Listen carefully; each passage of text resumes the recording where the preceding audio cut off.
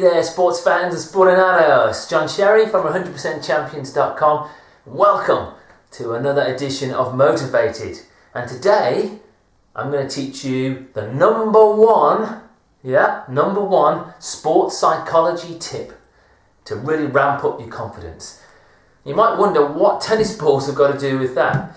Well, you don't need to be a tennis player, but the story starts in tennis. Way back in the 1960s, before sports psychology was ever known and sports science, the world famous legend that's Billie Jean King began to use tennis balls, the apparatus that she chased around a court, to develop her confidence and her focus. And she placed tennis balls all around the house, bathroom, kitchen, everywhere and anywhere that she would go, she would see the tennis ball. So when she went out into a tennis court, looking for the ball behind all the stadium and the crowd and everything became far easier for her because her concentration, her senses, her focus, her eyes were already zeroed in on seeing this again and again and again. And that is a number one tip for you. You've got to get into really super focusing on your sport in some way. It's a bit like someone who wants to be, let's say, a Tour de France rider, or maybe be the Olympic cyclist in the future. What they could do is buy themselves a Tour de France jersey and wear it and see it everywhere all the time and get in the skin of being in the Tour de France and go out training in that yellow jersey.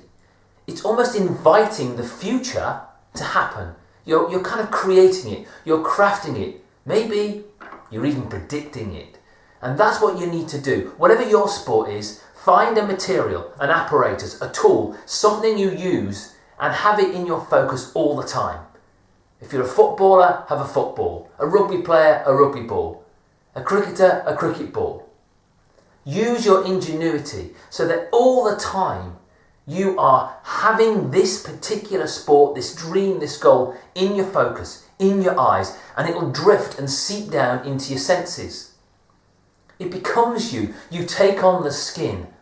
You become the rider. You become the football player who's already succeeding because you see this ball. It's part of your life. And that's what you want. It gets into your psyche. It starts to spark your psychology and really begin to believe, this is me. I'm a player. I can do this. I'm performing at great abilities. If you mash it with some self-talk, which we'll go into in another edition, you've got yourself a real, living, breathing, acting, performing sports star. And all it takes is a small thing like a tennis ball, or golf ball, a cricket ball, or whatever your sport is. Find ways to ramp up your psyche through little tools like that. That's your number one sports tip for psychology. There's more sports tips coming from me. You can see me at 100%champions.com. Got some great articles there for you on sport and inside the mind of sports people. But I will see you right here again soon for another Motivated. I'm John Sherry. Goodbye, Sportinados!